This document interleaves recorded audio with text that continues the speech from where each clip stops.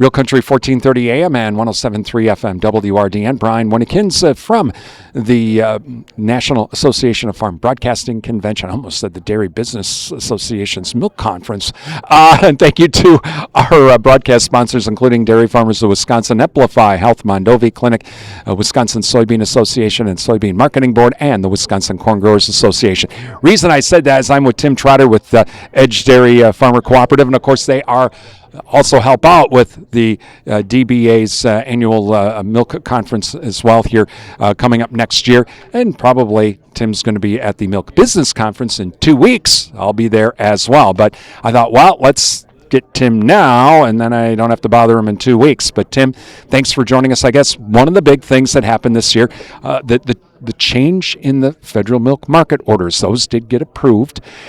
So far, your thoughts on the changes and how it's affected the co-op? Oh, well, in the upper Midwest, we've said all along the changes that were made were going to have very minor positive implications for farmers. The problem we have in the upper Midwest is so much of the milk is being depooled. We're seeing that trend is continuing. More and more processors are dropping out of the pool because there just isn't any value in the federal orders at those rates. And so I think it's, the federal orders to us, we've always been looking at, our goal would be to see something more modernized that really works better for all orders, but we didn't get there yet. So I think we're still working with AMS to discuss, is there other ways that we can have conversations about how we can make our order especially more relevant. But there is a lot of market pressures. We see, milk, dairy farmers are producing more milk. You can see the cow numbers have gone up. We see dairy numbers. It's amazing. The farmers are doing exactly what they do really well, raising a lot of good, high quality milk. But we're seeing some soft markets. We're seeing some tight markets. And I think 2026 is going to be a touchy year, I think, for a lot of farms. And if it wasn't for the beef prices that we're seeing, in some farms are reporting, the beef income is equal to what their labor costs are. And that's just amazing to see that percentage of revenue coming from dairy beef. So that is really the saving grace for a lot of farms right now. So we need to continue to see that strong beef market as we see, the milk market being really, really squeezed right now. You mentioned the beef market. The question pops in my head. So when's Edge Dairy Farmer Cooperative going to not only do milk, but they're going to say, well, let's get in on this beef action? Well, we're always looking at how do we advocate and how do we help our farmers. And, this is a conversation we've had strategically. What do we do? What do we need to do to support them? Because we know that dairy beef is very sustainable. You look at from a CI score and you look at all the metrics on dairy beef, it's really flying really well from a sustainability standpoint. So I think that's a very viable market, but what's the growth potential? We're not really sure. But our co-op is always looking, how do we really add value to our farmers? So beef is obviously in the equation. Talking with Tim Trotter with Edge Dairy Farmer Cooperative here at the NAFB convention. One of the big issues in the Congress has been reintroduction of whole milk into schools. And you would think something as simple would have gone through, but apparently from the last we had heard when we recorded this, there was one senator holding the whole train up. You have to be frustrated, like even dairy farmers are. We've seen the studies. We know this is a good idea. The American public supports it, but we have this delay. Science and common sense doesn't always prevail. And I think we have a situation here where we have a split Congress. We have just a lot of gridlock, and it's really, and this has been true of like labeling issues for milk. Go right on down the list of the things that we've been advocating for that all scientifically and from a health perspective make total sense. So it's really sad. You go to immigration, you go right on down the list, Brian. And there's just a lot of things that we have gridlock on. And yes, you would think healthy milk for healthy kids would make a lot of sense, right?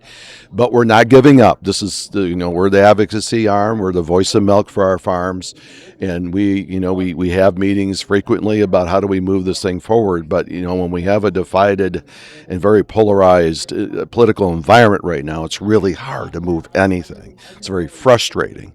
So the thing I would tell all farmers, especially over the holidays when they have their congressmen are back in the districts, reach out to those people and really rattle their cages. Let's get some things going here, because it's time to get some movement here, and let's put politics aside and do what makes sense. Now there is the ironic part of this is there is really an quote loophole we'll use, or an end around, and that's with the dietary guidelines. USDA can just say, oh, by the way, for school lunch, you can do this now because we've put it as part of our dietary guidelines. Yes, there's a lot of opportunities. I think there's a lot of pathways, but still it takes somebody to get the ball over the goal line here. So, and again, it comes back to, even with the MAHA movement, I think there's, science has proven that, the dairy category has a lot to be proud of. You talk about nutritious protein and healthy protein, we've got all of it. So we're, I think, really salivating for these opportunities because we've been waiting for this.